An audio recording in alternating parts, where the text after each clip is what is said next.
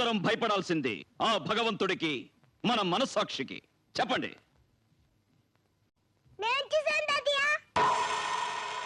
ఏం చూసావు నాన్న? ఈ మామ ఈ అక్కని భుజం పైన వేసుకొని తీసుకెళ్ళాడు. అక్కేమో నన్ను కాపాడండి అని అరిచింది. నేను వాళ్ళ వెనకాల పరిగెత్తాను. గాజుల గుట్ట మీద ఉన్న పాత బంగ్లాలోకి అక్క తీసుకెళ్లి తలుపేశాడు. లోపల నుంచి అక్క ఏడుపులు కేకలు వినిపించాయి. అదే తాతయ్య నేను చూసింది. ఏరా నీతి లేని కుక్క! మన కింద పనిచేసే వాళ్ళకి తిండి బట్ట ఇచ్చి అండగా నిలబడి ఆశ్రయం ఇవ్వడం యజమానిగా మన ధర్మం. అలాంటిది నిన్నే నమ్ముకుని నీ పంచన పడున్న వాళ్ళ పడకనే పంచుకున్నావంటే మృగానికి నీకు తేడా లేదు.